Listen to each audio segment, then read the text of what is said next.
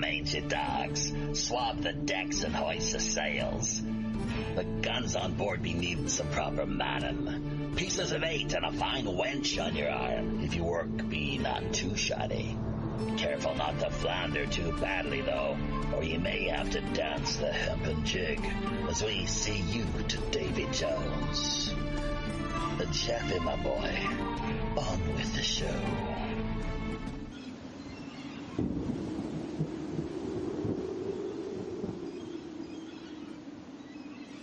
Welcome, everybody, friends, folks, foes, and fellow pirate mateys, to this week's latest installment, World Pirate Radio Live. It's episode number 186 of Pirate Radio Podcasts. I'm your host, as always, the Robin Hood's Chief Communications Officer, Jaffe Ryder. This week, for the first time ever, we take a little bit of time out to commemorate the loss of life and reflect upon the incident many remember as the sinking of the USS Liberty. We unfortunately were not able to bring any of the surviving members on board this week. There is a outside chance, I suppose, one or two might take the time to later tune in and check out exactly what it is that we've managed to archive here. And then who knows? It's a little late for the folks out there in the Eastern time zone as well, too. Many of the survivors are getting on now in years, somewhere in the neighborhood of, well, at least into their 70s, is what Reverend Jim and I were discussing here prior to going live, just taking a look at the math, doing the numbers. I know some of the guys have got to be around the age of what my father is, and he was born in 1948, so that would be the youngest of the lot as well, too. But yes, here we are, and we welcome your comments, your thoughts, your questions. Hopefully there's a few more of you out there listening who have some insight, have some awareness regarding this whole business of what occurred on June 6, 1967. Total loss of life was officially 34, with over 170 wounded. Of course, then there's always the battle scars, the shock and trauma of war itself to take into account, which in many cases never go away, never leave people who have been impacted directly when it comes to the conflict that so many people have over the years on this earth found themselves a part of. It's a never-ending industry, really, and institution. War, conflict, bloodshed, and the like. But we do have Reverend Jim here waiting in the wings. I'm sure he'll be able to add a little more in the way of color commentary, insight. I definitely know he's got a few of his own views and opinions regarding the whole matter. But before we turn to him, let's just remind our audience members to be sure to check out our main website, WPRPN.com. Sign up is free. At the most basic level, we have another premium way of doing things where you can actually pick up your own in-house member site subdomain URL. You can find all the links that you're looking for there in the drop-down area menu located at the top of your computer browser. Pirate One Radio at protonmail.com is the website address. You'll want to keep in mind, make a note of, write it down if you have not yet managed to remember it. Just off the top of your head, of course. In fact, I'll repeat that one more time in case you did not hear it clearly the first time. Pirate One Radio at protonmail.com. That's how you can reach us if you have anything in the way of PayPal donations, which are always welcome. We're just doing what we can here to cover our operating expenses, so that kind of support is always appreciated. We got a few people who are definitely doing what they can on a pretty, at least semi-routine basis to help us out, and their support is,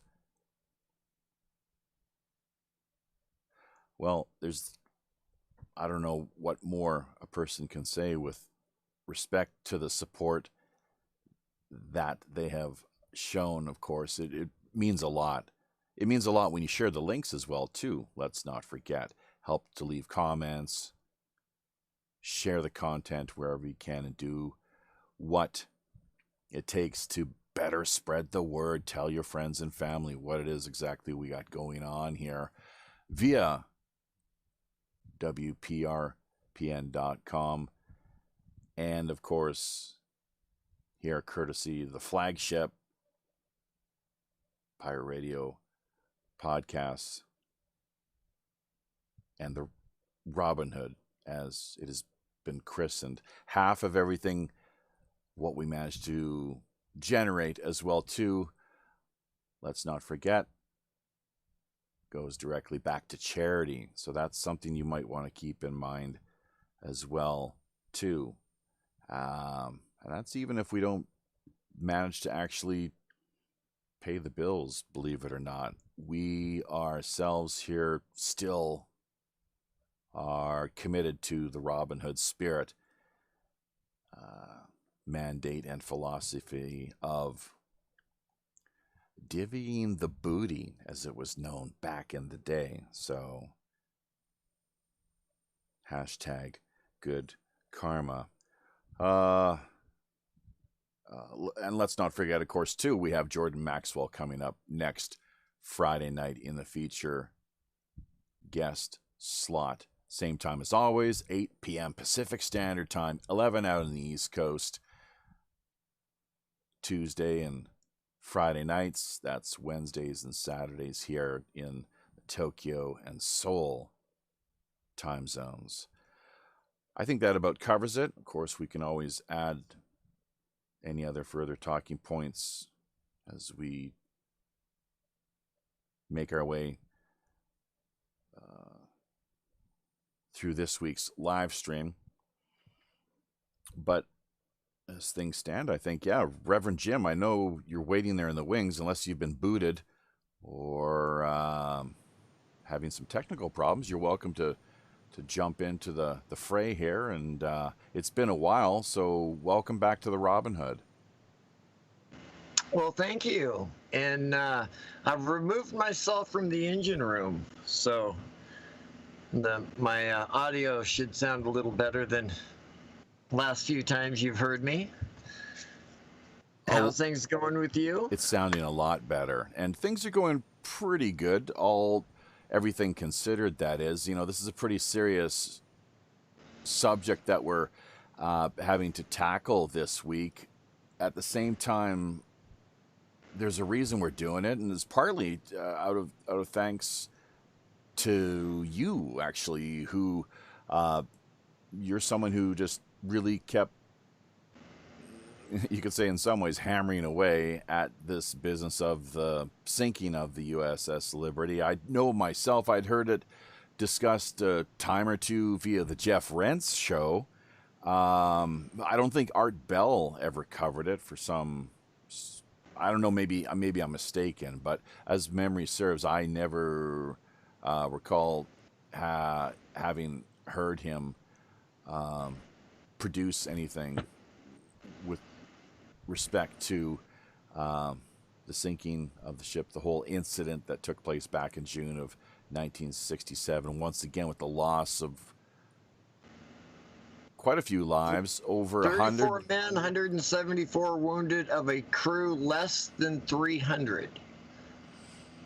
There were 267 men on board ship, or 297 men on board ship, and over 2/3 of the crew were either killed or wounded. Yeah, and how many? And these, once again, as was laid out earlier, it goes without saying, these are the sort of scars that stay with you the rest of your life. It's part of what you take on in enlisting in the military, whether it's the Army, the Navy, the Air Force, what have you. It's, you sign your name away to the government, essentially. At the same time, it's really quite something when you find yourself and your fellow crew members being used as political pawns. And that's what it really seems happened here, that there was an attempted staged incident that the Israelis, and I have no idea who on the American end was directly involved, but it could quite possibly go to the highest levels. The name... it went all the way up to Johnson and McNamara. McNamara wanted to use nukes. That guy was nuke happy. He wanted to nuke in Vietnam, and he wanted to nuke Egypt. The Liberty was set up to be sank, and one correction, they didn't sink it. They failed to sink it. Correct. It was an attempted sinking. That's right. Johnson wanted it on the bottom of the sea, apparently, was his famous quote. Yeah, Get that goddamn ship on the bottom of the sea. The initial planes that were sent when the Liberty first got their attack or their distress signal out, they weren't supposed to get one out at all. I'm not sure exactly how we were supposed to find out that they were sank. I guess Israel was going to tell us that the Liberty was sank. And the first jets that were launched had nuclear bombs on them, and they were going straight for Cairo. And they were like 4 minutes out, and when they got called back because the Liberty got off a distress signal. And Johnson didn't know if they'd identified their attackers or not, but McNamara had to call them off. Another carrier sent planes that weren't armed with nukes to defend the Liberty, and Johnson got on the radio himself and called them back. Okay, run that by me one more time. I was kind of multitasking here. At the same time, I picked up on most of what you were laying out there, and it was pretty tense, of course, pretty serious. The nuclear armed aircraft they had been dispatched. They, as you say, I guess, were within minutes of dropping their payload squarely on the map of Cairo. That was the whole plan, I guess. That was all part of... Well, I mean, we're maybe kind of getting ahead of ourselves a little bit here, but, the research that I managed to engage in here, and it's come up, I think, in probably a documentary or two, at least one that I saw, this business of so-called Operation Cyanide. And it's something that you had no idea of. I asked you about this just in brief before we went live. But what I could gather from that was that it was a secret plan to launch a false flag and to do essentially exactly what it was that thankfully they failed to do. Now, James Jesus Angleton was one of the central players as well too, and conspirators, frankly. So, people, so often we hear this whole business of conspiracies and conspiracy theories being derided and mocked. At the same time, people have to stop and think, reflect upon how it is exactly that politics operates. Essentially, people get together and collude, whether at the highest levels or what have you. Groups of people get together, and it's this. We're talking pure, straight out of Machiavellian tactics here, essentially, and the ends justifying the means. We saw it with 9/11, or at least some people did, and it was the same powers essentially working behind the scenes. That's at least what has come to light since the fact. Unfortunately, that once again, Israel, in their diabolical ways, the ends justify the means, whatever it takes to better promote, this is greater Israel agenda.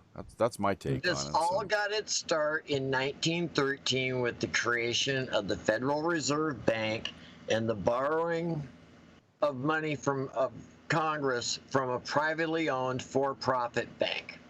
And they screwed the American people over with that.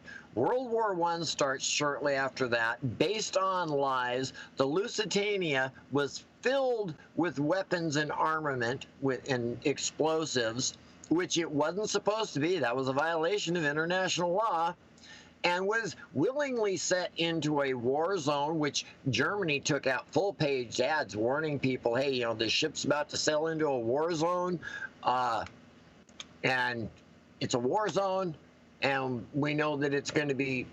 So there was leakage, but the American people were told, oh my God, innocent civilians were killed upon a luxury liner, the Lusitania, when it had nothing to do with the war. Yes, it did.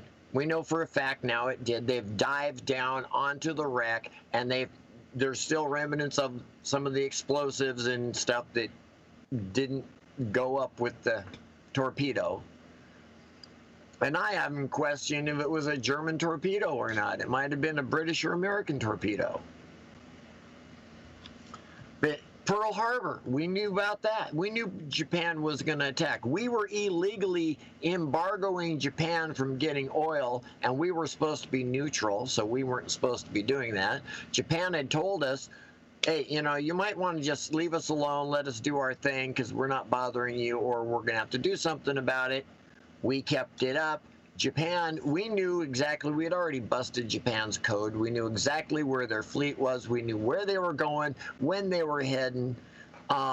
Even the newspapers in Kilo, Hawaii had an article about Japan may attack over the weekend. So it wasn't a secret to them. It wasn't known. Only the American people on the mainland was it a secret to.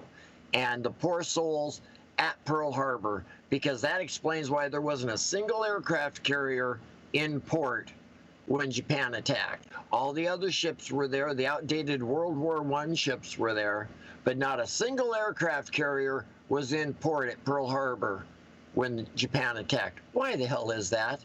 Because we couldn't afford to replace any aircraft carriers, no matter how outdated. They were out to sea doing figure eights at red alert status while Pearl Harbor was being attacked.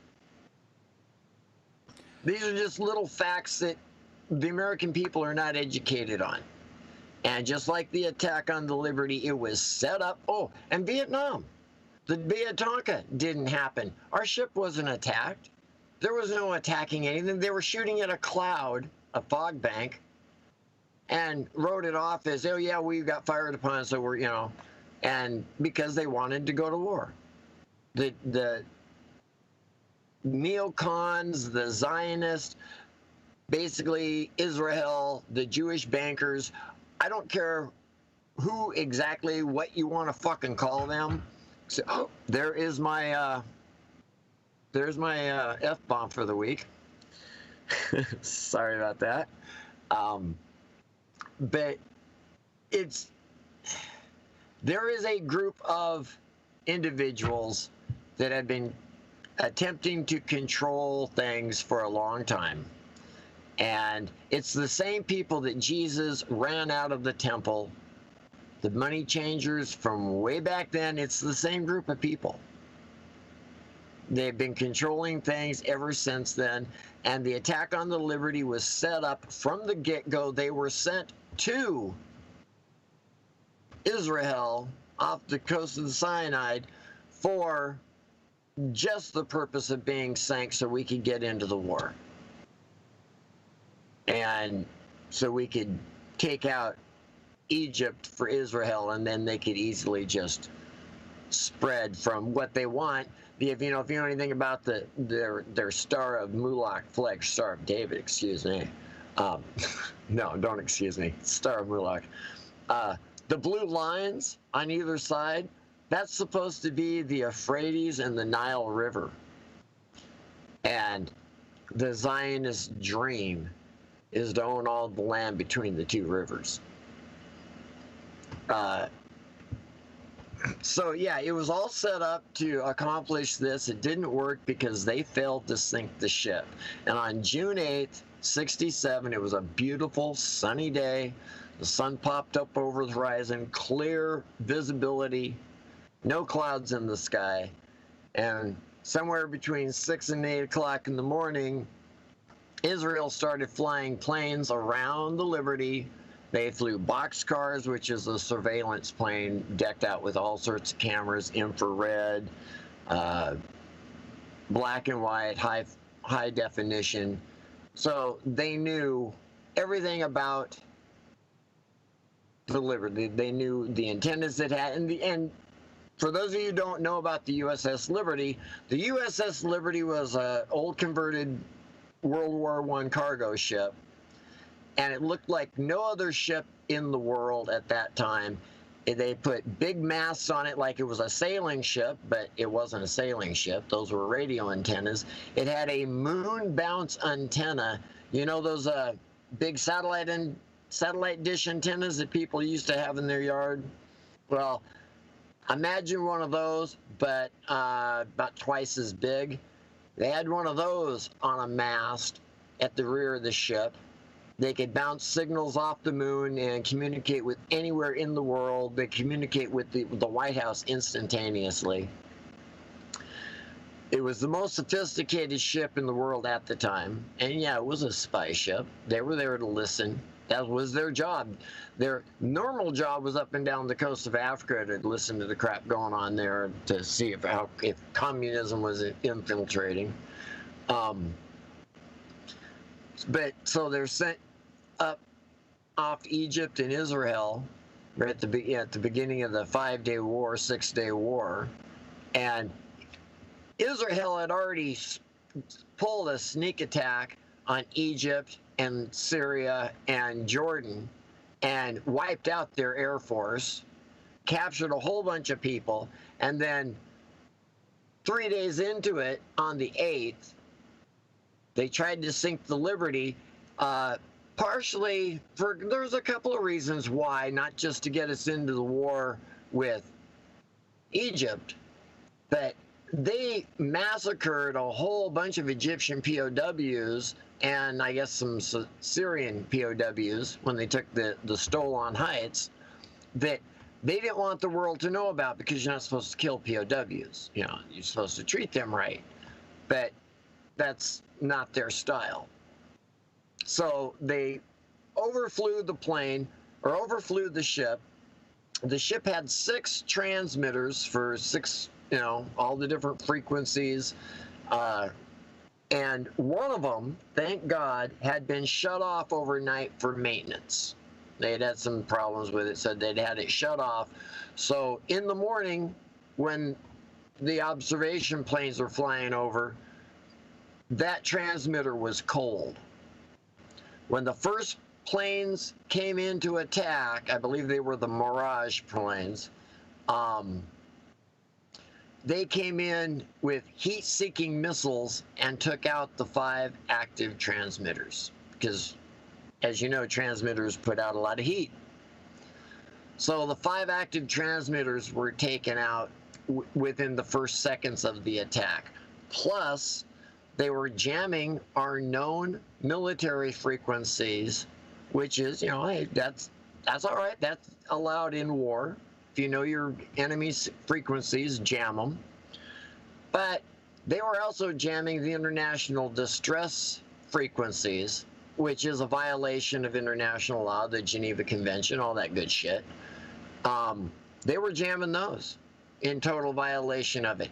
And the other thing is they were jamming our secret codes, which no one would have known. Our operational secret codes wouldn't have been known to anybody but an ally. So they can't say it was an accident. They knew who we were. They knew exactly what they were doing. The pilots, we have transcripts from the Israeli pilots talking about that. They identified it as the USS Liberty, but their orders were sink it. And other pilots were like, is he doing it? Are they doing it? Some of the pilots were for it. Some of the pilots were against it. The planes they used were unmarked, which is a violation of international laws. Geneva Convention, if you attack somebody, your plane should be clearly marked so they know who it is that's attacking them. Weird things about war, Laws to war, it's a little strange. But they failed in their attempt. The Liberty got out a distress signal because one of the sailors was able to string a new coaxial up to the one whip antenna that hadn't been destroyed yet. And they got off an SOS. That's what got the planes recalled. When Johnson realized, oh crap, it didn't sink, recall those planes, because he didn't know how much information got out. He just heard, they got a distress call, call those planes back. Then rescue planes were sent to defend the Liberty, and those got called back because Johnson was hoping it would still go to the bottom so the story would never get out.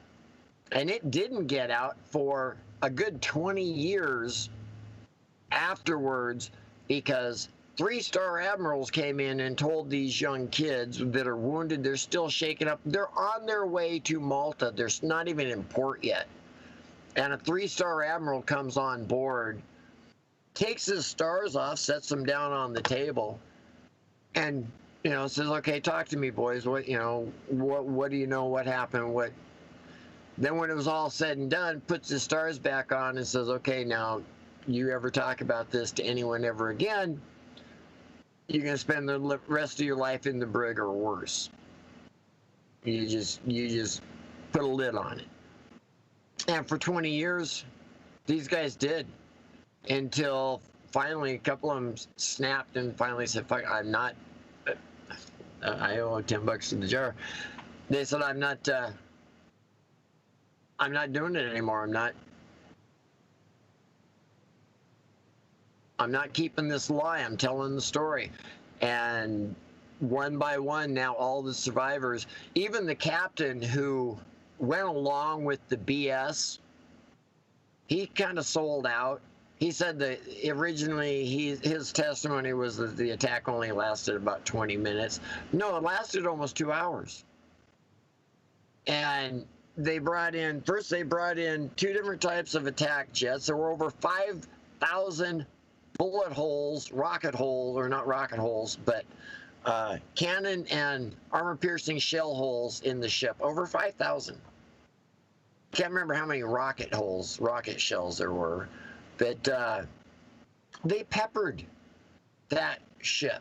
and they dropped napalm on it. And if you know anything about ships, fire is the worst thing on board ship, because you got nowhere to go. You have to use water to put it out. Well, water and ships don't normally go together. You can only take on so much water before your ship goes down. And then they put a 45-foot wide gapping hole into the side of it at the water line. Yeah, they were having a bad day. But why didn't it go down? God didn't want it to go down. God wanted this story to get out. God wanted the American people to know that Israel is not our friend. They've never been our friend. Those of you who have never heard of the Lavon affair, where some Jewish extremists, Zionists, whatever you want to call them, were firebombing places to blame the Palestinians and the Arabs so they could do whatever, steal more land, do what they do. They have never been friends. We have dual citizen traitors in Congress. I don't get this. We have dual citizen traitors in our Congress. What country are they frigging serving? Us or Israel? From what I see, they serve Israel, not us. So why don't we kick them the hell out? Hand them over to friggin' Israel if they friggin' want them. I'd rather fucking hang them for treason. $20. $20. Yeah, that's what I caught myself on. Like, dang, this is gonna be an expensive show. That's all right. I think I can handle it. And the American people have not been told about this. You cannot correct Wikipedia. Wikipedia has it down. It was an accident, mistaken identity BS. You try to correct it. No, Wikipedia is locked down. Wikipedia is not a free, open information source. It's lies. And it's controlled lies. We have a Zionist Jewish problem in this country. Joseph McCarthy tried to warn us. Communism is Jewish, always has been. And whether you want to call them Khazarians or Ashkenazi, I don't care about the semantics of it. The people that have been doing it are the same people that have been doing it for years and years. And we need to remove them. We need to get them out of power, make sure they stay out of power. Our Congress should be producing and controlling the nation's money, not borrowing it. By borrowing it at interest, that's where our national debt comes from. How are you going to repay a national debt with borrowed money? Even if you paid back every dollar that you borrowed, what are you now going to pay the interest back with? You're going to borrow more money to pay that interest? You can't do it. And that's why the founding fathers, half of them, the ones that weren't bought out, said that the only real money is gold and silver, and the government should produce and control any currency, notes, banknotes, because all a banknote is supposed to be is that there is a deposit of this amount of gold or this amount of silver held, and you can take this note, it's an IOU, and if we go back to that system, we could fix a lot of problems.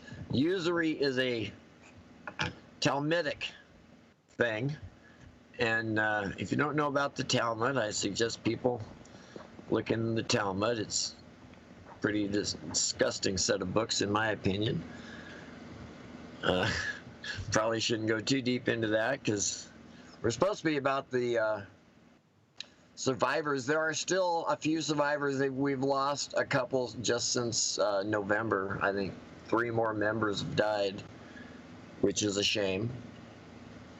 But there are members of the USS Liberty attack that are still wanting an official inquiry. Just like there was never an official inquiry, a legitimate inquiry to the assassination of JFK. There was never an official inquiry, independent, not biased, controlled by those who didn't, wanted it controlled, on 9/11. And getting back to like another ship attack, the attack on the USS Cole was not done by Somalian pirates in a little ship. No, that was done by Mossad. Same as 9/11 was done by Mossad and the CIA.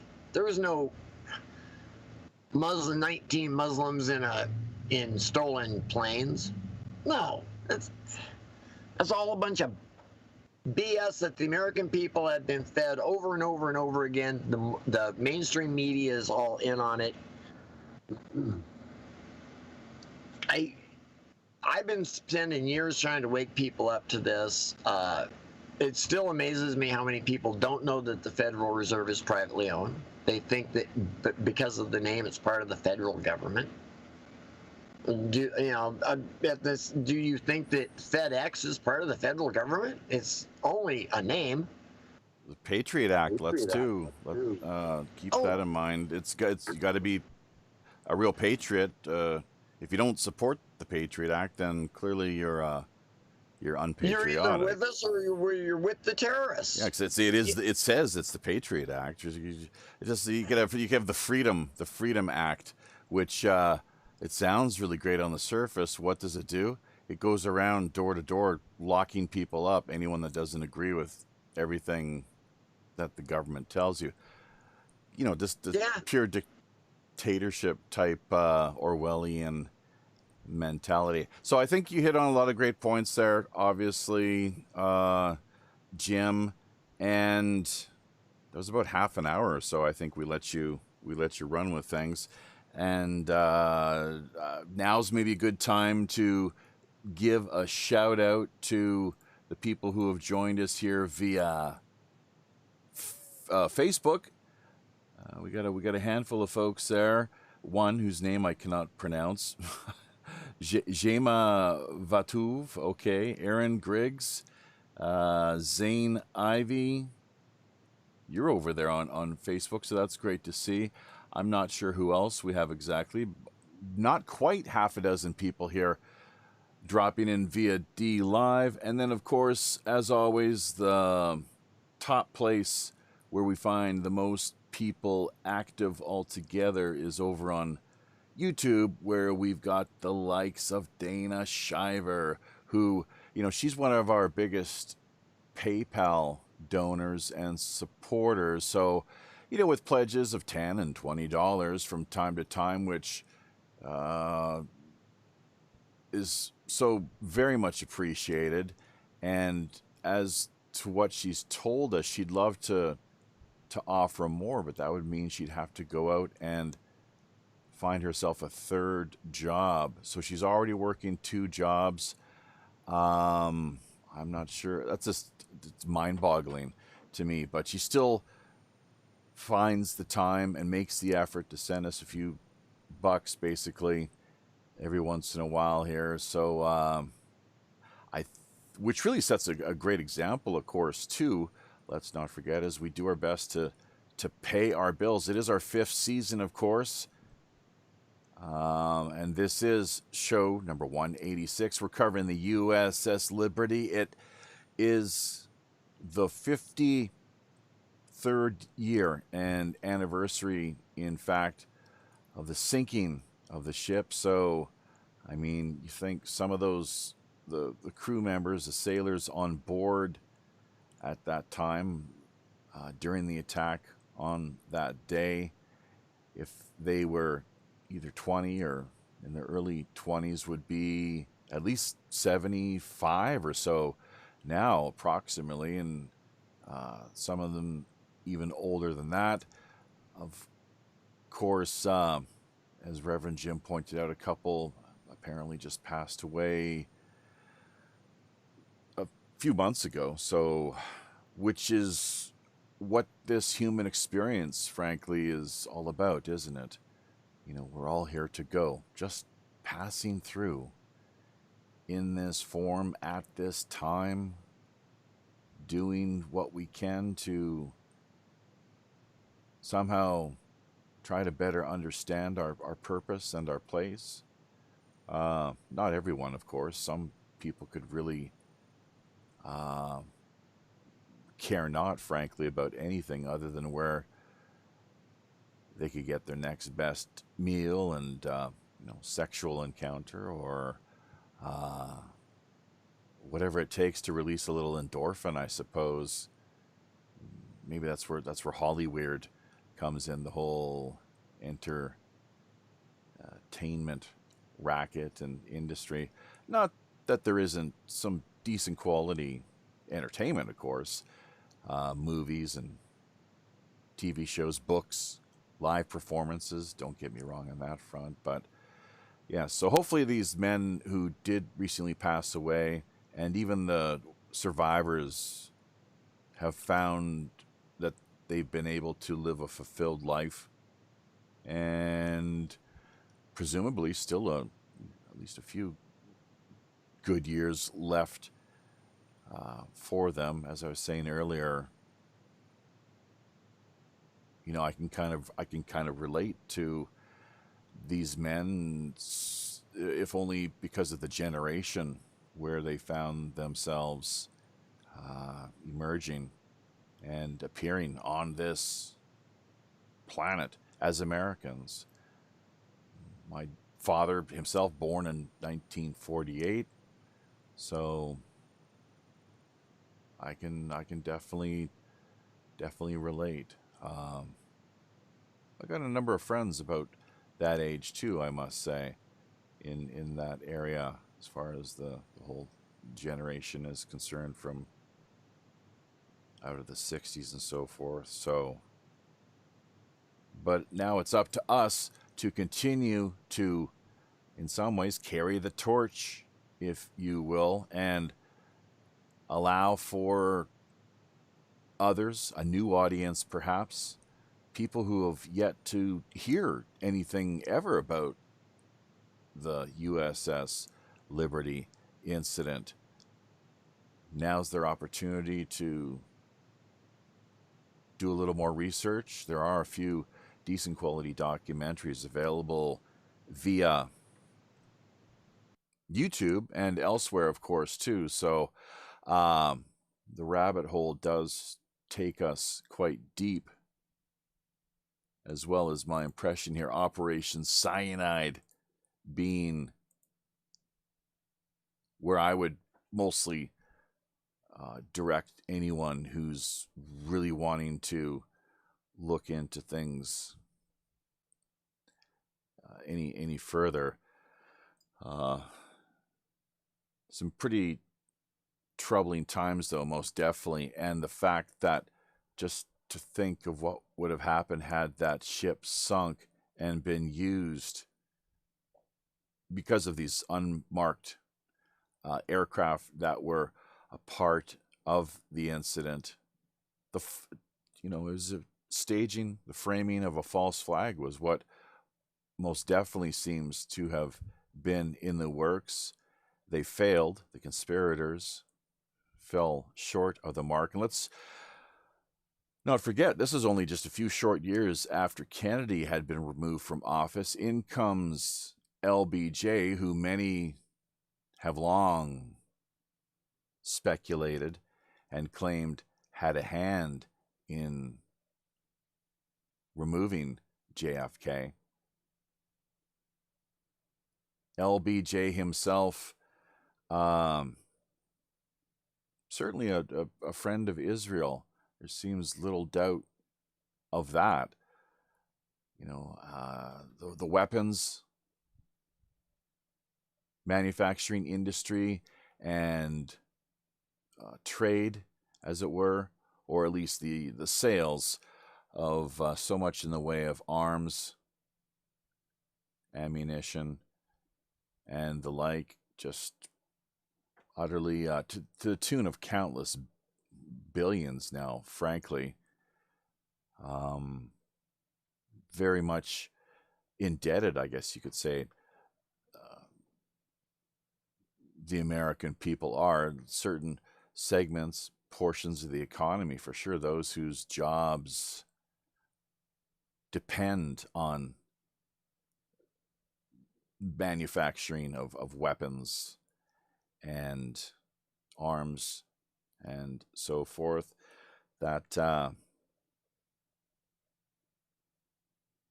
it's a high stakes game. There's no doubt about that. But they really,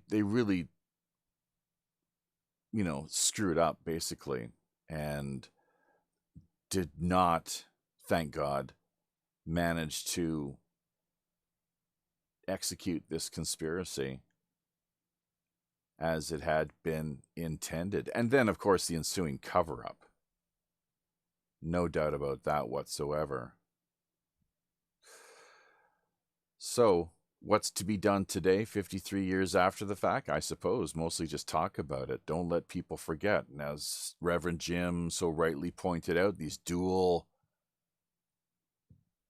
citizens, Israeli Americans, American Israelis, take your pick. That definitely is an issue, in the sense of we have to ask ourselves, where do their true loyalties lay? Much in the way that Skull and Bones, for example, operates. Any secret society, Freemasons.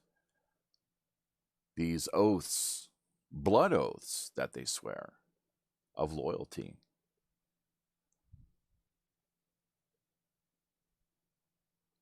Whose interests do they really serve?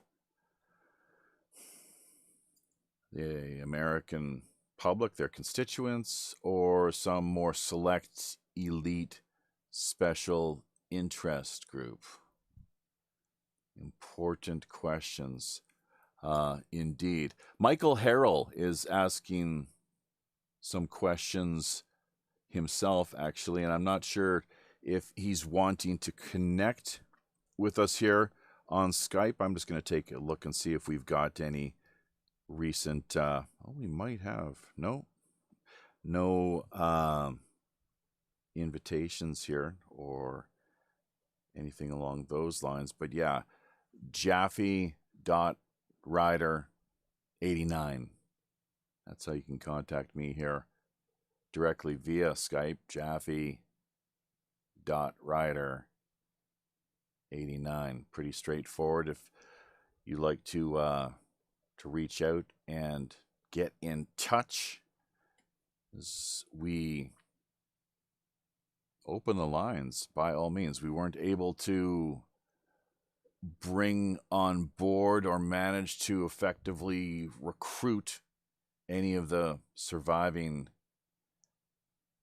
veterans of the USS Liberty. Maybe next year.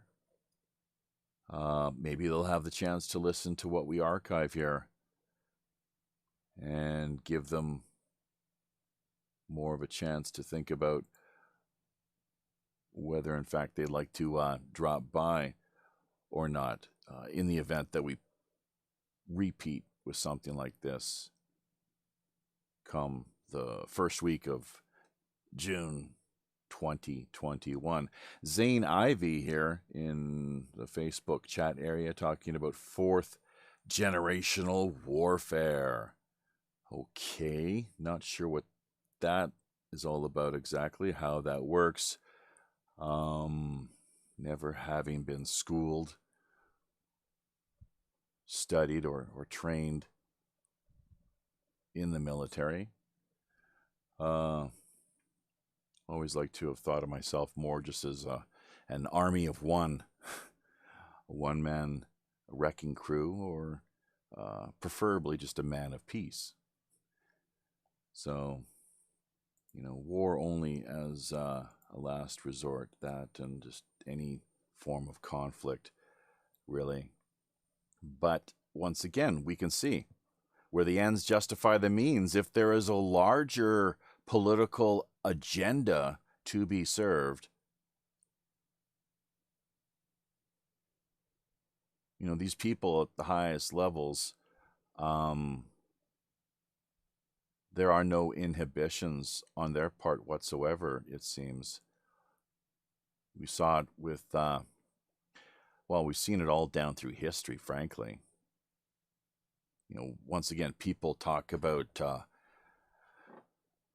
conspiracies and very dismissive, derisive of such things ever potentially occurring. And I think, as most of us here know, that's just not the case. That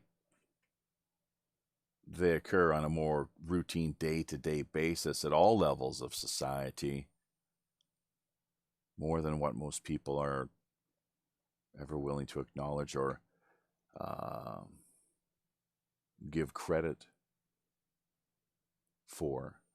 So, just taking a look here, you know, once again, D-Live, fake book, and and YouTube, everything going quite well. Here's Zylan Roberts.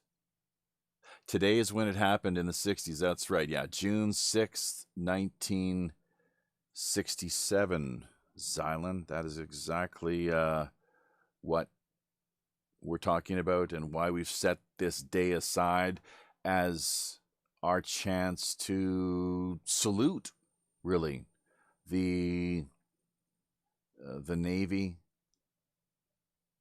crew who were targeted and who were used as political pawns in this failed attempt to execute a false flag attack as a means of,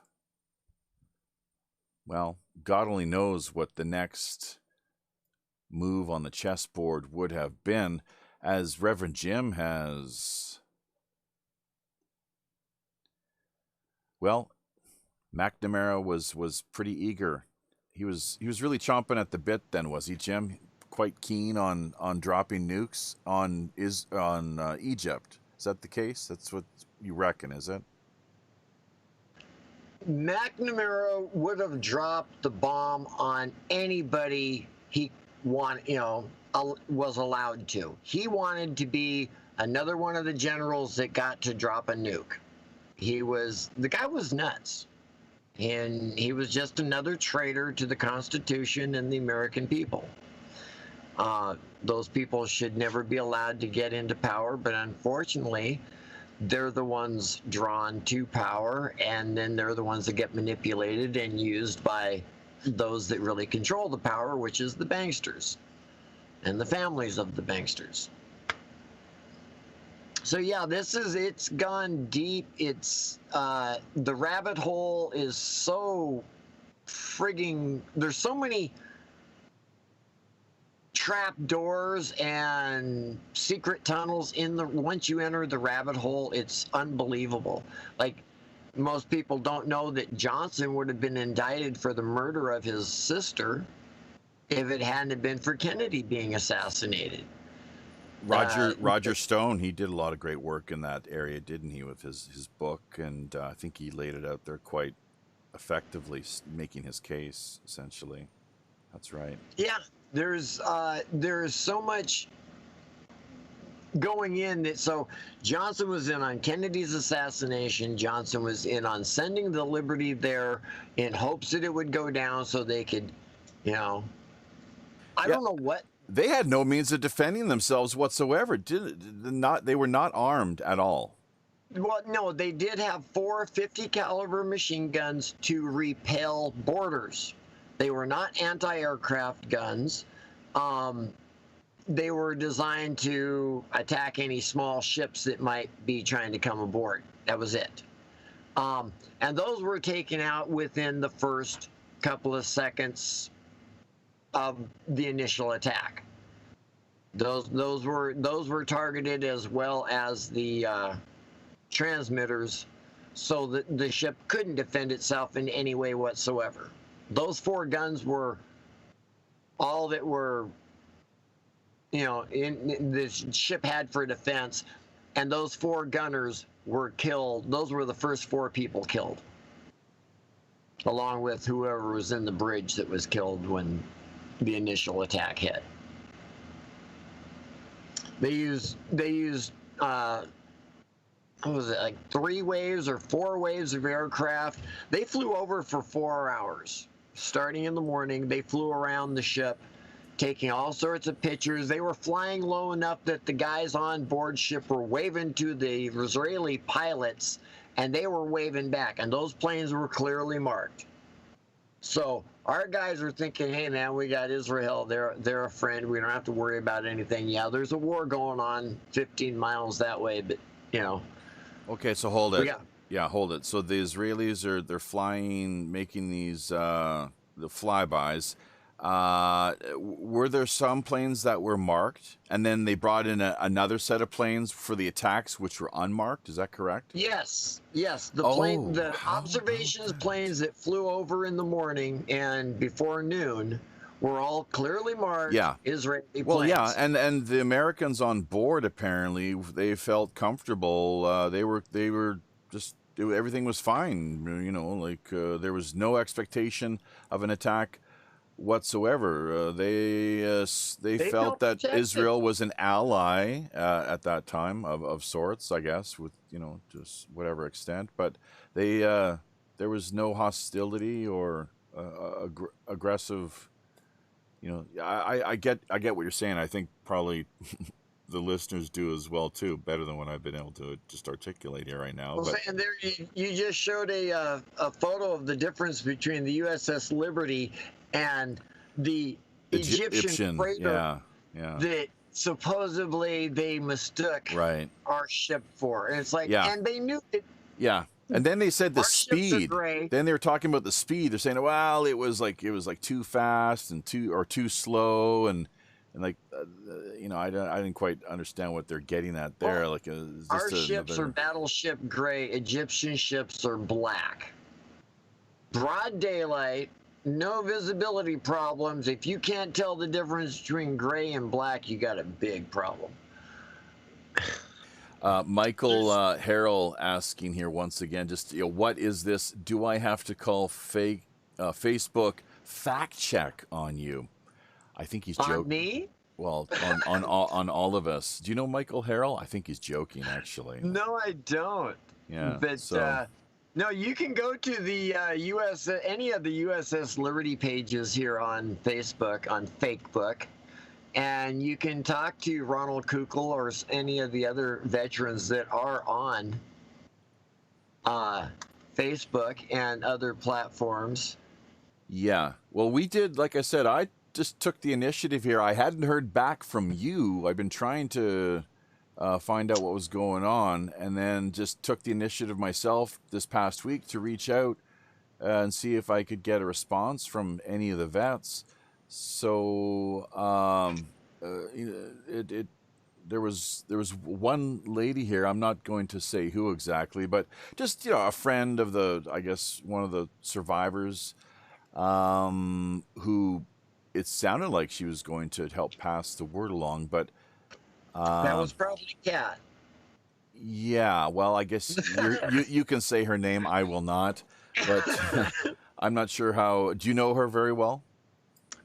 Just the communications we've had on Facebook. She's very down to earth, very knowledgeable, and very much wants to get the story of the USS Liberty. Are you having a corona? You're having a corona attack right now, or what's going on there? No, it's not the coronavirus. It's the cannabis virus. Okay, it's cannabis is a virus. Oh God, that's the first time I've ever heard that. Don't let our Korean audience members catch wind of that. They might actually believe you and, you know, have that have that hit their mainstream media here. They'll run with that, I'm sure. That's the reefer madness. Anything which portrays the evil weed in a negative light, they're more than happy to.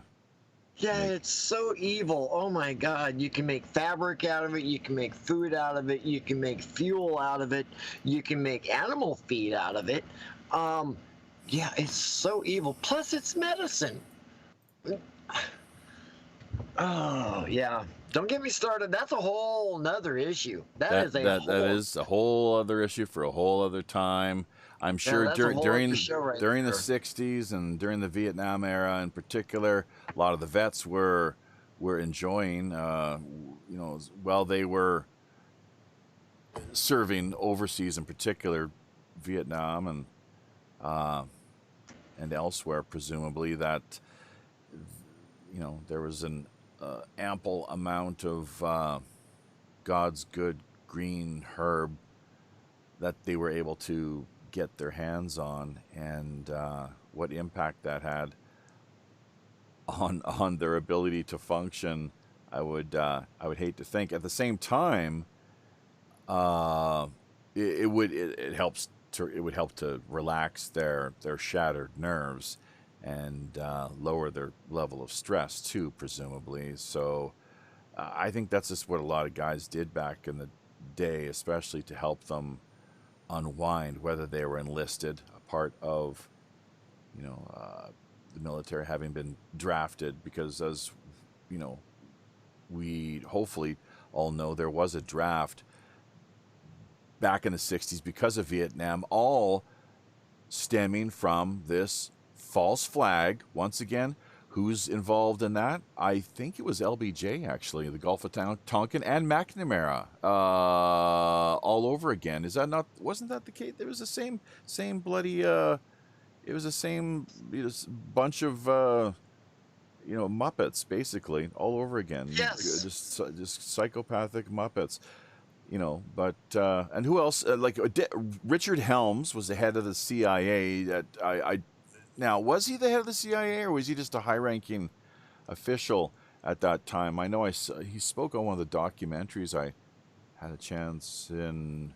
Just kind of. Well, I know he was there, and Bush was in the CIA. George Herbert Walker Bush. Not until 76 officially. That's when he became the head, and then I think most of us. Head, but you don't just appear in the CIA and become the head. You work your way up. Right.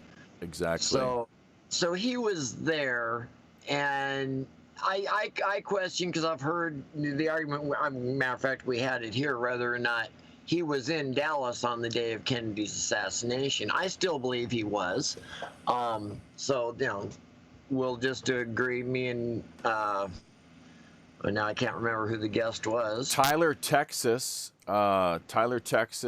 He was speaking that day to the Rotary Club. I think there's a famous picture of him. In fact, you can find online. I don't think it's been doctored or anything like that. At the same time, there is someone standing out in front of the school book depository building who does look strikingly similar to Old Man Skull and Bones Bush 41. Just, is that a coincidence or not? Similar to this whole business of is it Billy Lovelace or Love Lady? This Oswald lookalike who's standing there as JFK is driving by. You look at the snapshot. I don't know who took it. I can't recall exactly, but you can see him there right in the doorway of the school book depository, and strikingly similar once again. So make of it what you will, folks. But this week, it's all about the USS Liberty. I do think, here's the thing, with JFK out of the way, that he was no friend himself of Israel. A lot of people might not know that, and that he was, in fact, from what I understand, very much opposed to their nuclear program. Is it Desdemona or something? I don't know the actual name. Yeah, the Desdemona nuclear power plant. Right. JFK was demanding inspectors be allowed in, and when they finally did allow inspectors in, they had bricked over certain walls where the elevators were, moved some machinery in front of them. So our inspectors were never allowed and never told about the 6 or 7 floors below ground to this nuclear power plant. And what they were told is, it's just low-grade radiation that we're dealing with, X-ray type, nuclear power, a bunch of BS. They basically lied to us. And now they have what's called the Samson option, which is, if Israel's ever attacked, they will use nukes on their attackers or the rest of the world. Now, the thing is, it's not a question of whether or not Israel has nukes. The question is, are they on Israeli soil, or do they have them placed in their embassies on the soil of foreign nations, like in New York, or maybe DC, or maybe LA, maybe San Francisco? Well, hold it. Has there been some talk of this? Oh, we know for a fact that Israel has, at one point, had enough nuclear fusible material to make a couple hundred bombs. Yeah, what I'm getting at, though, and that is an important issue, especially because we hear so little of it. Well, all the focus is on Iran's nuclear program or North Korea's nuclear program. Never do you hear any mention of Israel's nuclear because they program. will always deflect what they're doing onto their enemies. They deflect everything. As they're stabbing you, they are screaming in pain. Look who controls the big corporate media in America too. Well, I think it's a lot. And the thing is, as well, too. Let's not forget. You've mentioned Zionism, world Zionism, and so forth. The support for the state of Israel. Do you know, or maybe I don't know if you've stopped to reflect on this, you realize that most Zionists are not actually even Jewish, yes? Oh, yeah. The thing is, not all Jews are Zionists. A lot of them aren't. That's right. And not all Zionists are Jews. Most Zionists are not Jewish. I'm willing to go that far. I'm pretty sure that's an accurate statement. And do you know why? Do you know who they are? They're brainwashed communists. Okay. There is a whole. For one, the term Jew has been stolen by a group of people that are not even Jewish.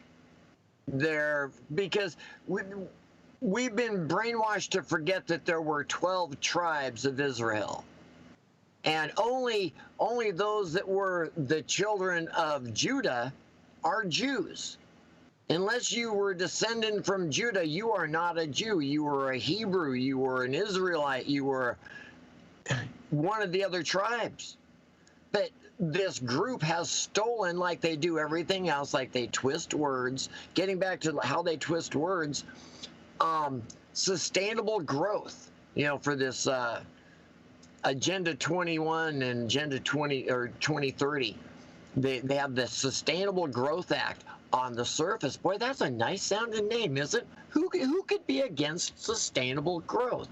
But if you look at the guts of it, if you own property and you use well water, they want to come in and put a meter on your well to charge you for the water usage. They want to prevent you from growing certain crops or using certain areas. Oh, no, you have to leave that for the wildlife. You can't use that anymore. How is that sustainable? No, it's controlled. It's communism. But they word it so it sounds all nice, and the American people have been so dumbed down they won't look into a freaking thing. They go by a headline only, and that's it. Oh, well, yeah, let's vote for sustainable growth. Well, I'll tell you what, people, you can vote communism in, but you have to shoot your way out. Is that $20 or $30 to the swear jar now? I've lost count. It's 30. All right. So that's one reason, I suppose, possibly why with D Live we've had our streams disrupted, taken offline essentially a couple of times. And I myself don't drop too many F-bombs, and normally our guests don't either. But we did cover right off the bat, before we even launched that organ harvesting show a couple number of weeks ago with Mitchell Gerber, it was D-Live shut it down before we even got to air. And it's also worth reminding audience members that D-Live is itself, it's a Chinese communist proxy that goes back to Stanford University, I believe is where the graduates found themselves being educated. Chinese nationals, were they raised in America? I'm not sure. They're ethnic Chinese, though. No doubt about that. And basically, yeah, Zen Fund. Gosh, I don't know. It's one of these investment firms. This is startup money being thrown at the project, and to the tune of like $20 or $30 million.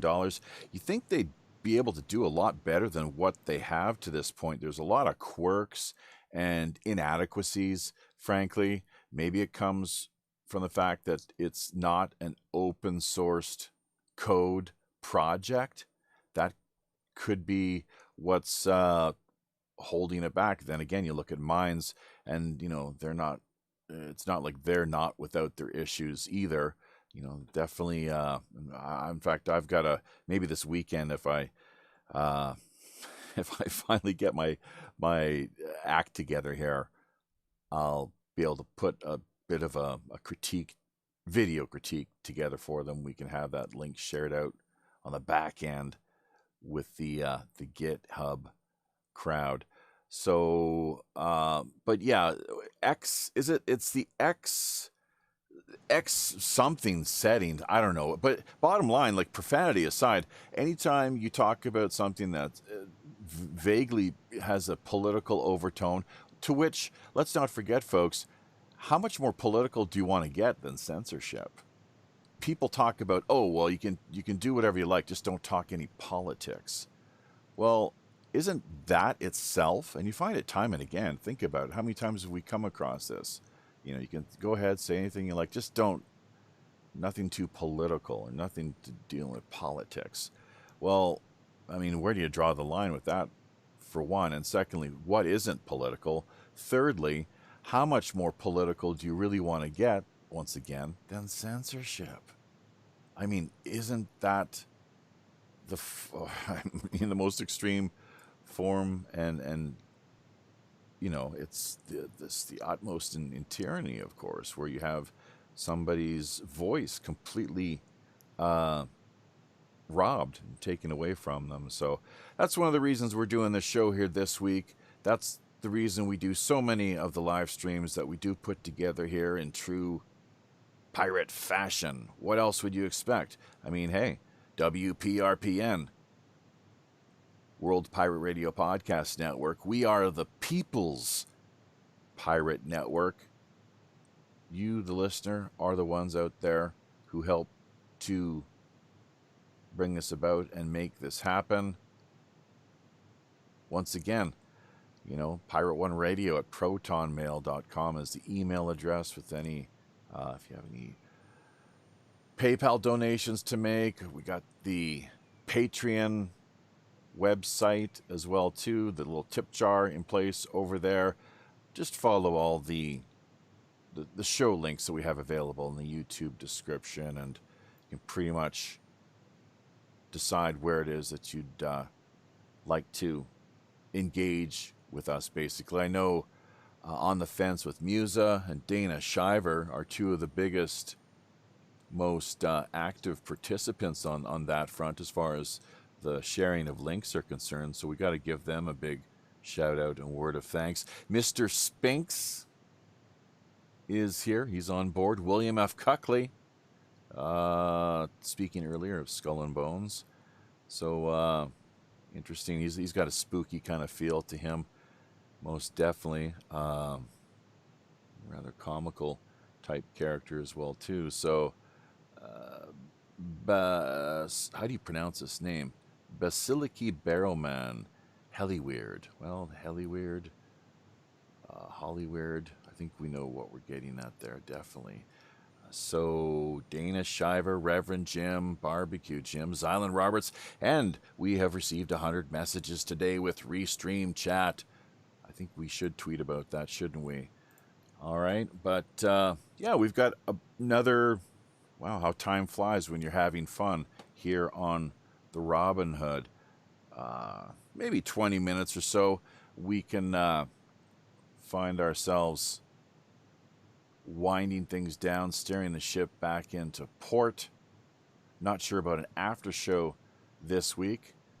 I could have my my arm twisted, I suppose. But at the same time, it's always great to relax after an energetic and enthusiastic live stream. For me, once again, this is really a form of mental yoga. Many branches to yoga.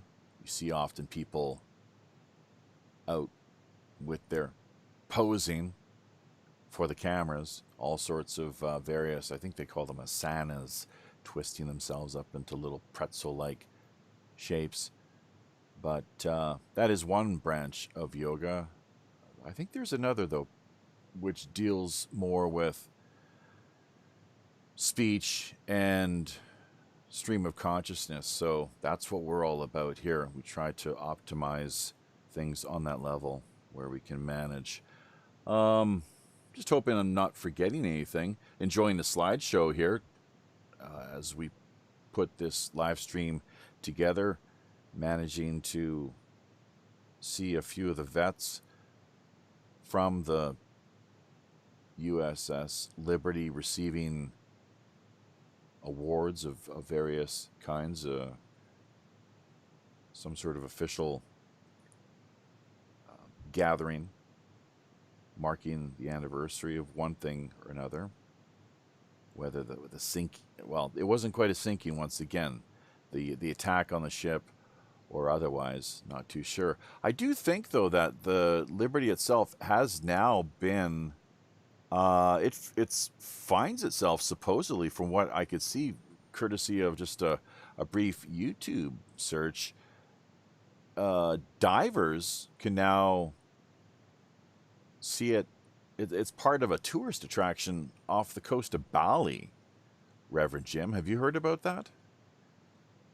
Yeah, I saw that too, and I don't know if that's the same Liberty. Yes, the Liberty was scrapped after it got back to the United States.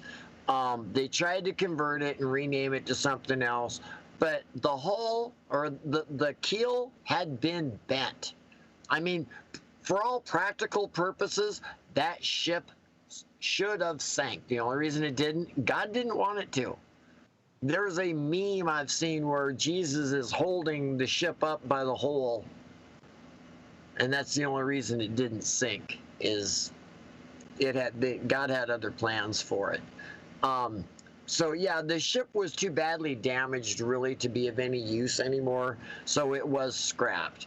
They completely, when it sailed back to the United States after leaving Malta, they had patched all the holes, they'd cut all the 5,000 holes out in all the rocket holes and the torpedo hole. They cut it out and replaced it. But the ship was still bent. The keel was still bent. It creaked and moaned the whole way back to the United States. They had just a skeleton crew on it. They got it back to the United States. They tried to repurpose it for something else, but no, yeah. So I don't know if that's the same Liberty or not, or another ship called Liberty. But yes, I did see that. All right. I am going to actually bring up for the first time, because we've been pretty much just winging it here back and forth, Reverend Jim, myself, and you out there in the wider listening audience, doing our best to, with the current lack of a actual survivor of the incident being able to join us, taking this week out to reflect upon, commemorate, show our respects to and salute not only the survivors but also those who so tragically lost their lives, and for no good reason whatsoever than, once again, this attempted Machiavellian staging and psyop geared toward, who knows what the end game was, what McNamara could have been thinking, and to for anyone to believe that Johnson didn't have a say or a hand in things from the get-go. who knows why he resigned? What was it in 1968? He quite famously declared that he would not be seeking the nomination of the Democratic Party leadership. So that was just well, who knows? Maybe not even a year after the whole incident took place. So, the guy was clearly a sociopath, as are most presidents and state leaders around the world. That's just simply how they're bred, how they're elected, how they're chosen for office, how they're put into office. Is my understanding. I mean, they're not saints, these people, by any means. The world of politics at that level can be quite brutal. And you have to have some sense of you want power, greed and ego. Turf wars. Yeah, turf wars. To put yourself into that position. Right. Because yeah, it's there are politicians that have gotten in just to see if they could change one thing and got out. But for the most part, the people that are drawn to that have an ego where they want to be in power and more power, and power corrupts. Ultimate power corrupts ultimately. The only exception, Jim, I would say to this, what I've seen in recent years as far as the presidents are concerned, in America in particular, would be Jimmy Carter, who, as with Nomu Hyun here in Korea, who I, for not 1 minute, buy the story that he committed suicide, just kind of threw himself over this cliff and, fell to his tragic demise, but rather that he was pushed by the only one witness to the incident, his bodyguard, whose story then changed, flip-flopped about half a dozen times after the fact.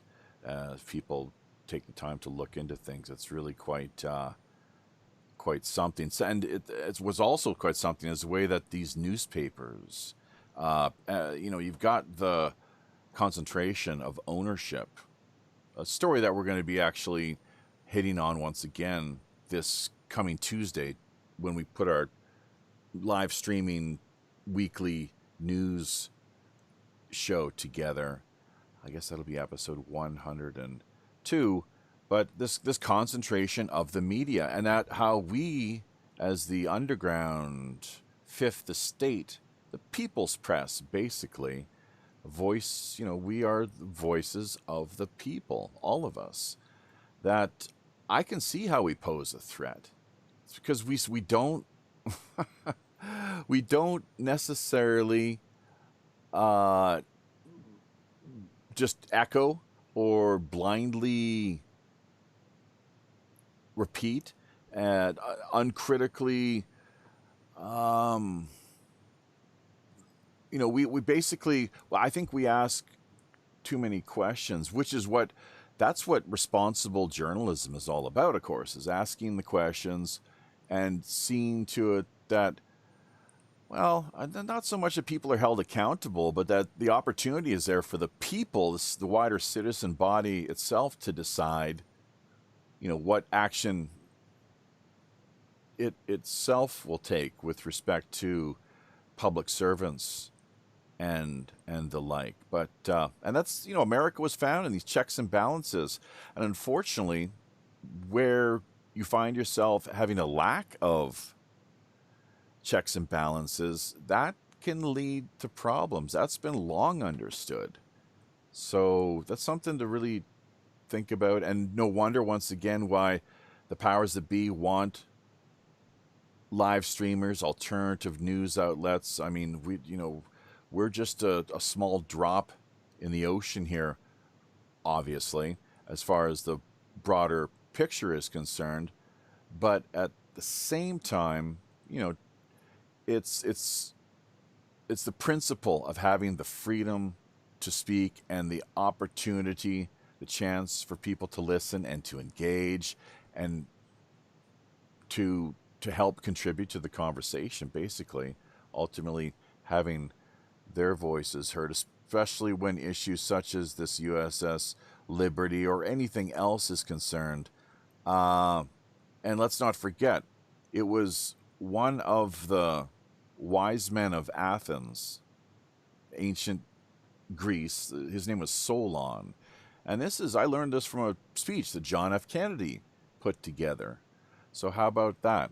That it is every citizen's duty in the face of, and I'm paraphrasing now, folks, but that we are not to shirk away or look the other way when it comes to controversy in any manner, any shape or form that it may take, but to turn and to look the controversy head on.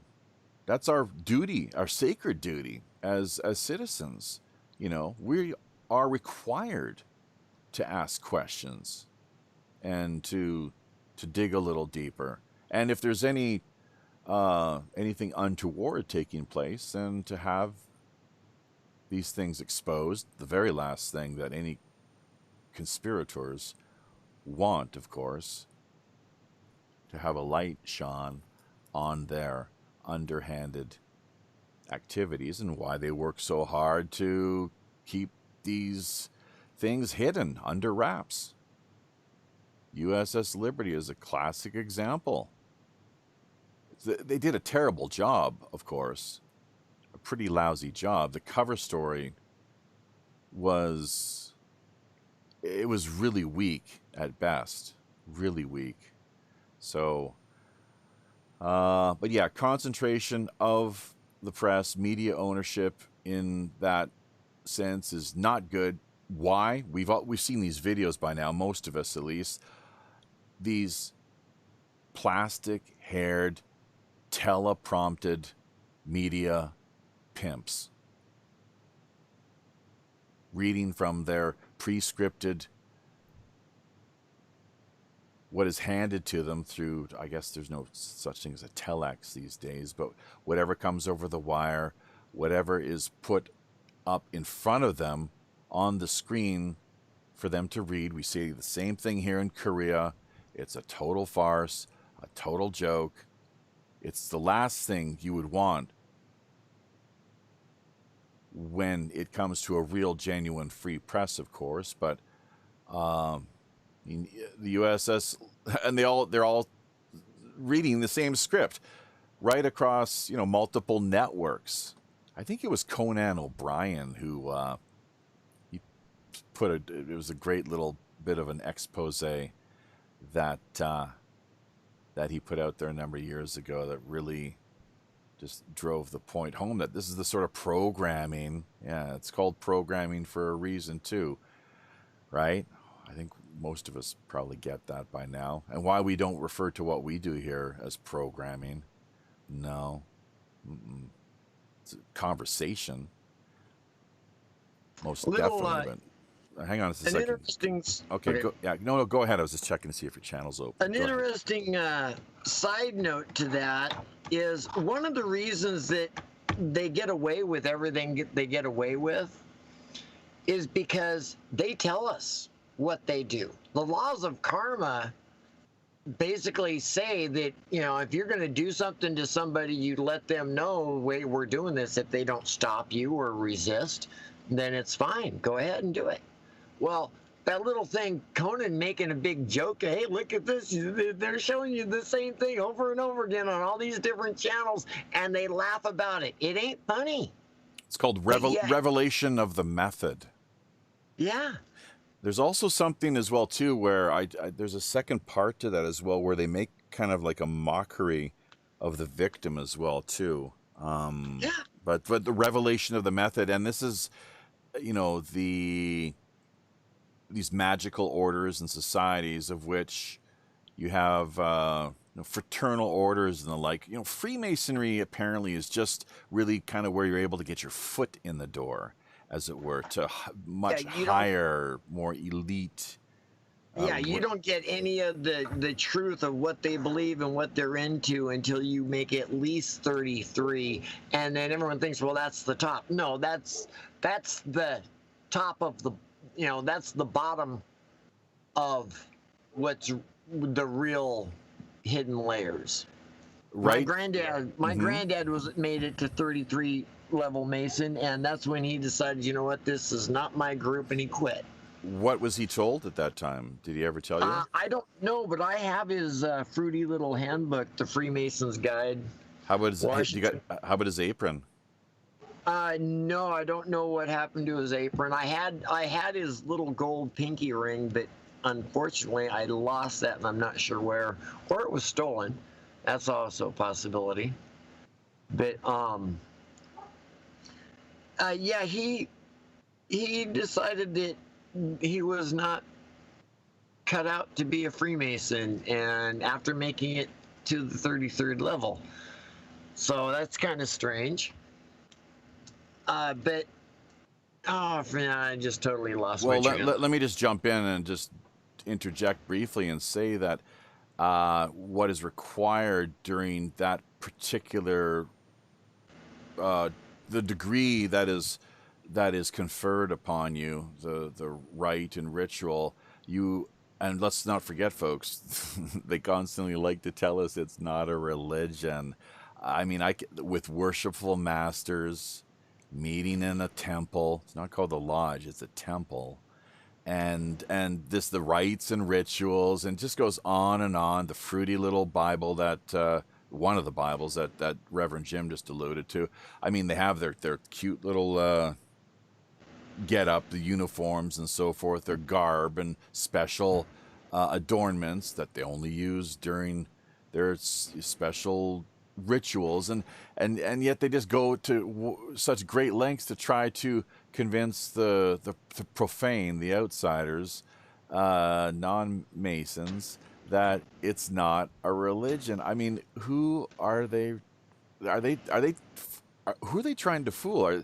And do they really believe this? I mean, maybe they do. So we're getting off the topic, though. We're trying to wind things down.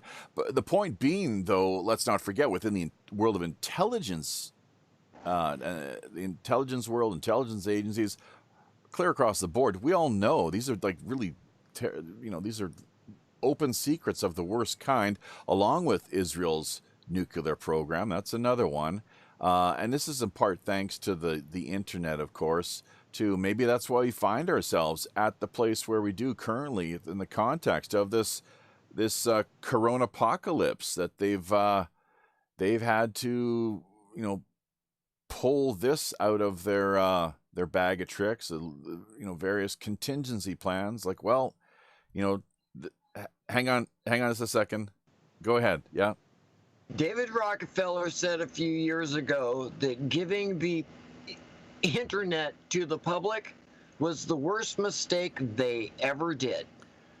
Well, how could they stop it? Well, like it was initiated. It was launched as a military technology, was it not? Yeah, well, yeah, they had the military, the government had the internet back in 1960. They actually don't really release anything to the public for 30 years. So, like any technology they release now that you're just seeing now, they've had and been tinkering with for 30 years behind closed doors. And the internet, as we know it, they were using it in 1960. It wasn't readily available to the public, as well as computers, until the 90s. For some of the geeks, it was, they had them in the 80s, and they were using wildcat dial-ups. But for the most part, for the average human, the internet was released in the 90s, and David Rockefeller said that was the biggest mistake they ever did, because it allowed us to instantaneously share information, not just with our neighbors, but with people in the next state, in the next nation, on the other side of the world.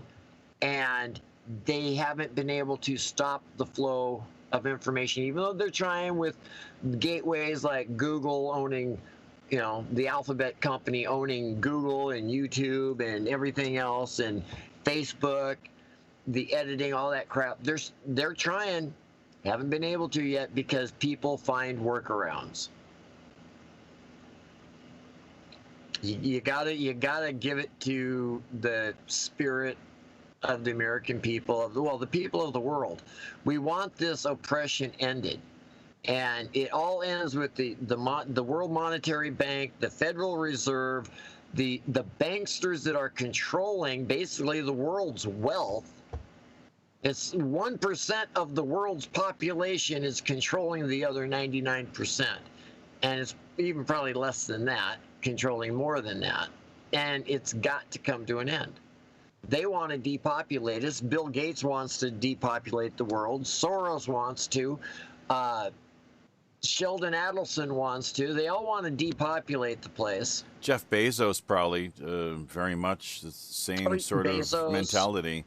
Think about it. Think about how with his Amazon operation just being run almost entirely by robots, you know. So why not? It's look, yeah, not just the transhumanist, but post-humanist agenda very much in place. And let's keep in mind, folks, the word post means after humans, so there's no humans around, much in the way that we saw Bill Gates with his famous talk regarding what the Earth's population, and you remember that talk where he's like, well, one of these has got to disappear.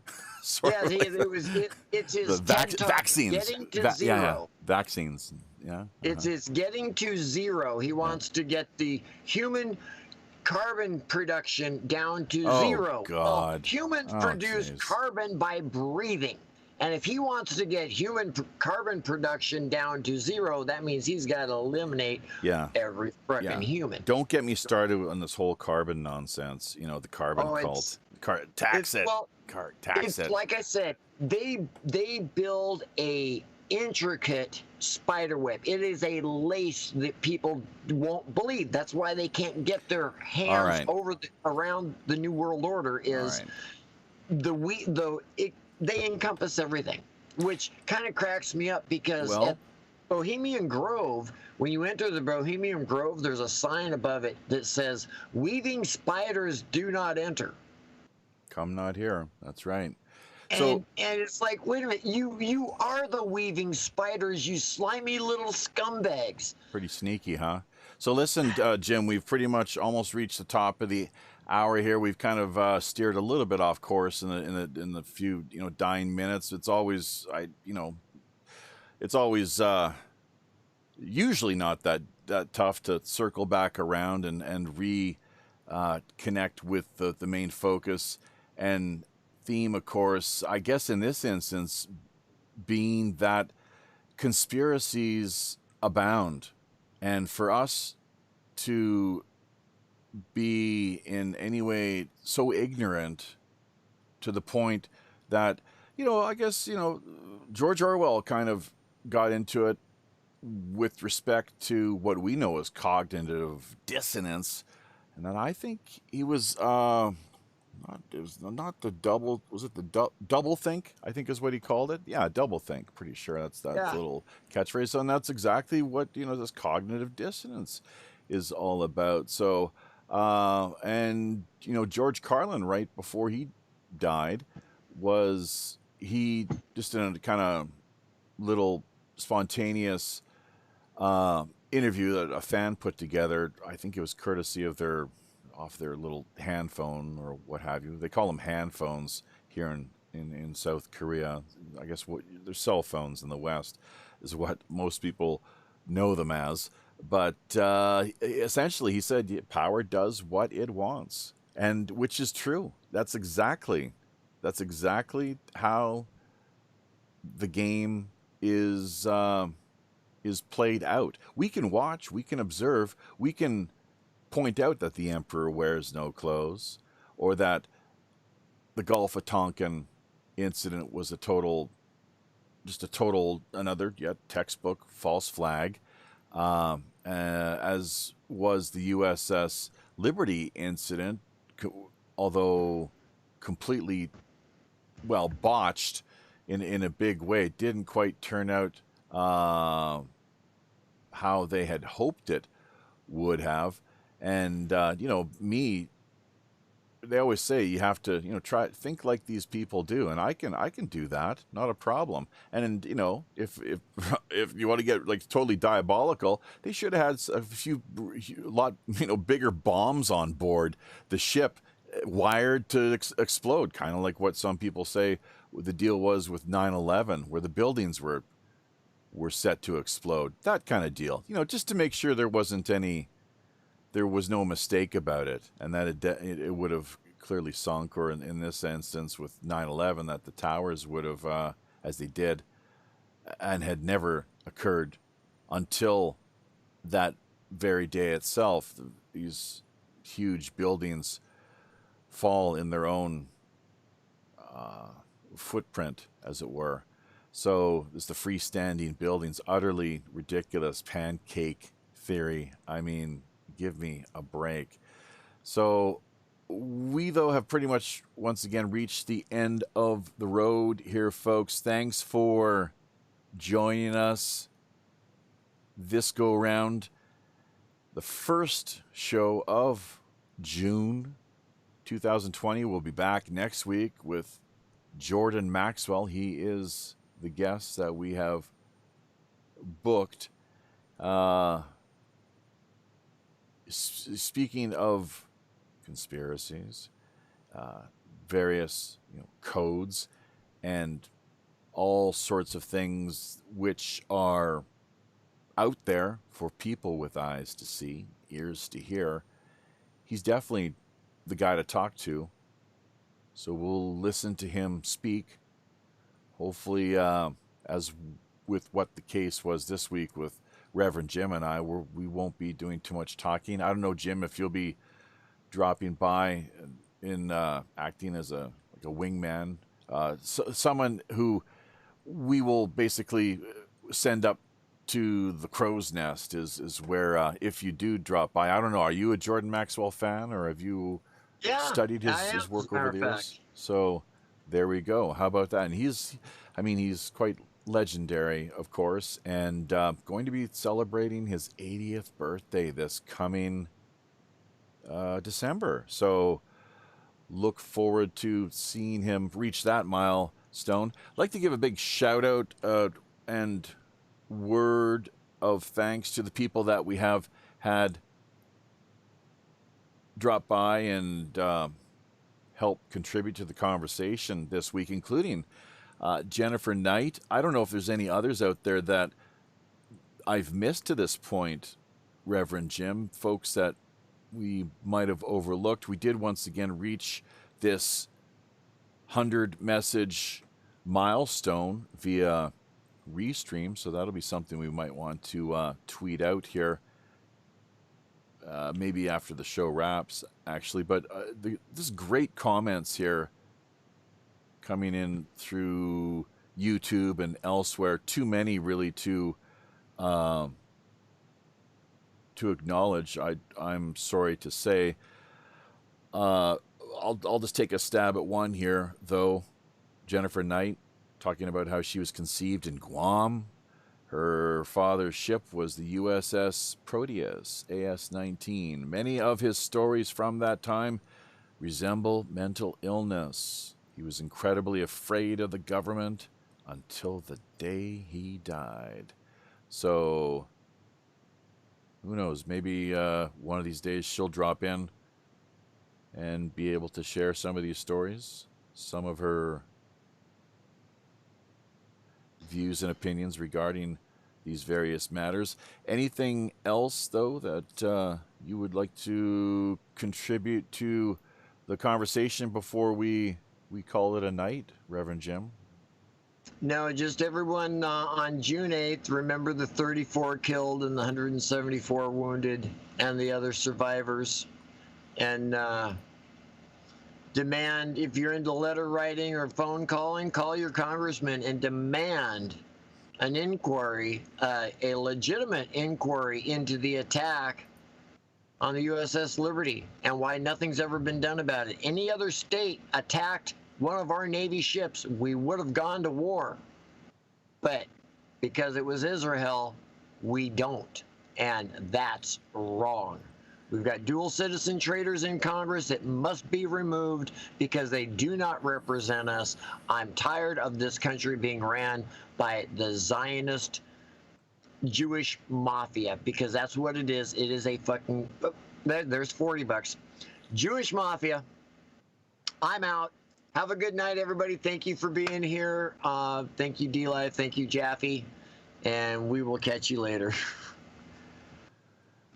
Okay, yeah, thank you. We'll get you to mute out then, Reverend Jim. Yeah, gosh, what was it? $40, $50 to the swear jar.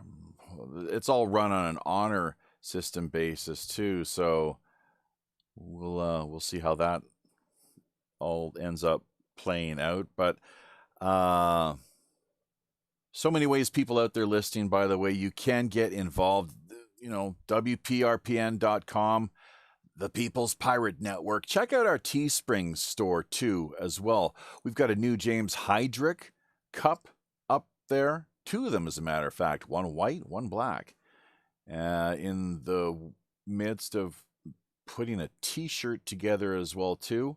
Looking for people, though, who can help out on a technical front as well as a creative front. Just a couple hours every week. People would like to contribute to the growth and evolution of the network, keeping in mind that, yes, once again, half of everything that we do manage to generate goes directly back to charity, to the grassroots, to people such as James Heydrich, UFO political prisoner John Ford, Richard Whipple, and others as well too.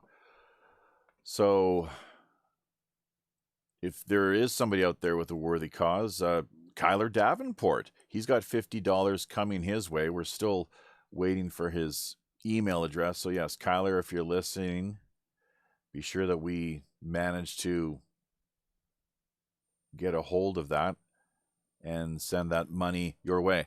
We are going to take things out on an interesting note here this week. Hopefully YouTube doesn't shut us down. They probably will, though. Some sort of copyright strike, I would imagine. I'm willing to bet. But this is a song, actually,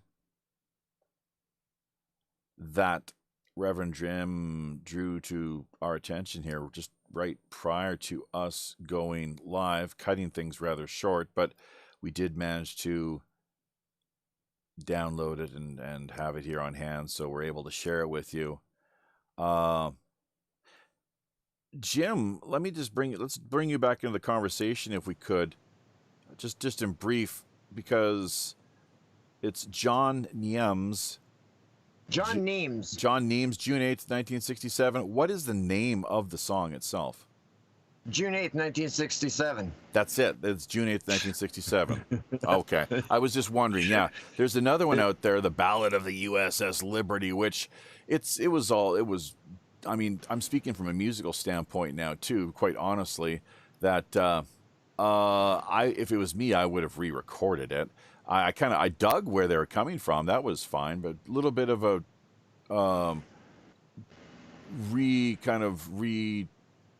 reproduction of things, basically, with instrumentation and so forth. Right at the end, that the shakers that they brought in to the mix were totally out of sync, so that wasn't good. But John is a professional piano tuner down in Las Vegas. Plus, he writes show tunes for the big casinos and the big productions and stuff. All right. So, well, we're definitely going to get a copyright strike on this, but we're going to play it anyway. So, I don't think you will. I don't think you will. He doesn't. He doesn't have his music marked that way. He wants his music shared. Okay. Well, John Nemes, June 8th, 1967. Get you to mute out once again. Reverend Jim, thank you very much for giving us the heads up on this one. And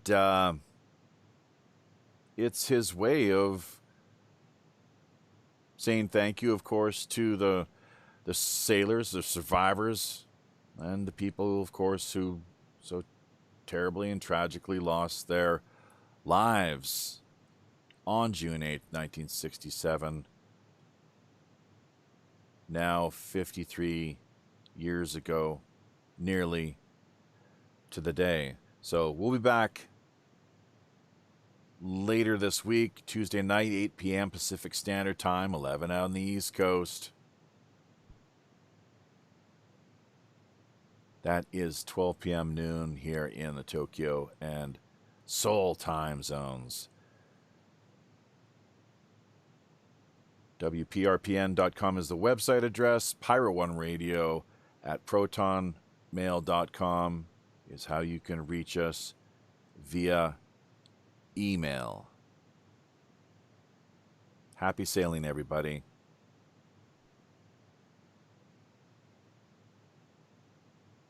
And don't forget to always remember, never forget, and do what you can to learn more, of course, always regarding the USS Liberty incident.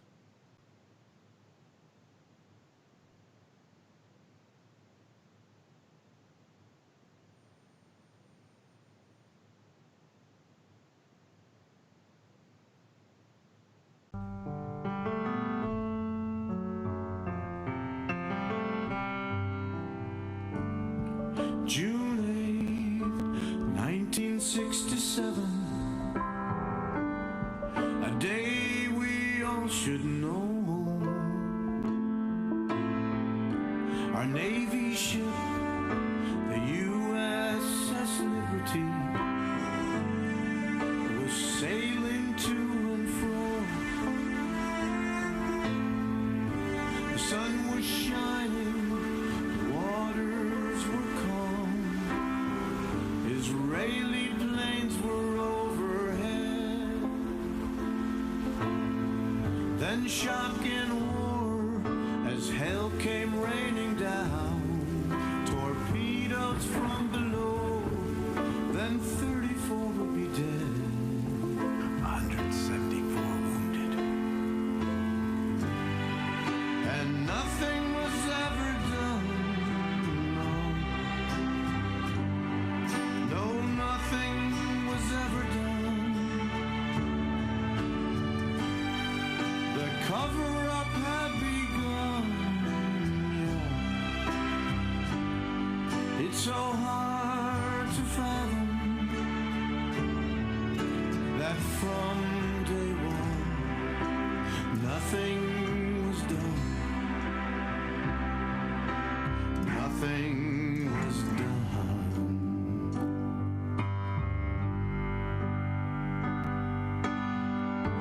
There was no mistake in the ship's identity.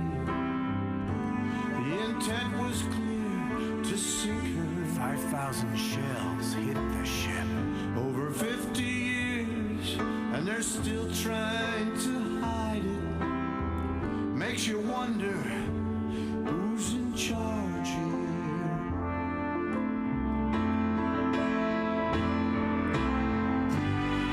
So something must be done now. Yes, something must be done. Time to get up, everyone, now. Start telling the truth about Israel. Do you know, from day one, they've never been friends to anyone.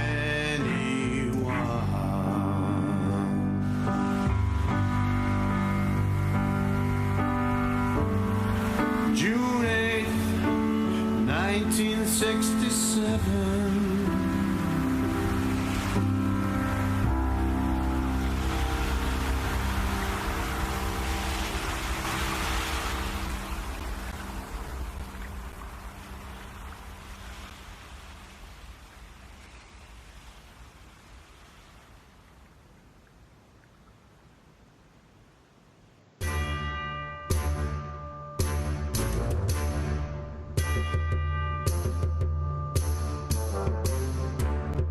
I know. There we be. having carefully looked over each of our navigation panel instruments, checking every level, switch, dial, cable, knob, and pulley, by all accounts and indications, we indeed see it's time, once again, to drop anchor inside Mystic Bay.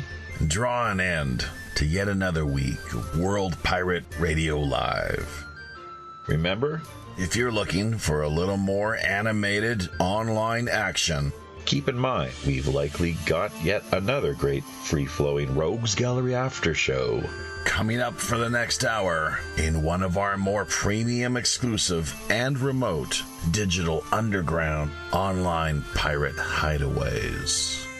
Also, if you yourself have a new, Novel, intriguing, or otherwise underreported idea, unique individual, or pressing item in mind, be sure to either drop us a line directly over on WPRPN.com or fire us a quick email via Pirate One Radio at protonmail.com. We're always open to exploring fresh creative suggestions, intriguing guest ideas, cutting-edge discussion topics, and captivating themes. Remember, WPRPN.com member site subdomain links are also always available. Great for artists, musicians, podcasters, bloggers, social media personalities, Or pretty much just any old land lover looking to boost their online visibility, presence, and reach. Basic personal profile accounts can be launched for just $60 per year. Staking your claim now helps not only strengthen you and the network, we're also looking out for the little guy. That's right, folks. As much as half of all WPRPN's profits are redirected right back into the hands of the people who really need it most. Community charity. After all, we are the Robin Hood. You can further embark on your own personal pirate journey by either liking, sharing, Commenting on, subscribing to, or just following us via virtually any mainstream social media platform, including Twitter, Facebook, Gab, or Minds.com. So don't forget to become engaged. Until we meet again out on the high digital seas, I'm your host as always, the ship's Chief Communications Officer, Jaffe Ryder. Tally-ho.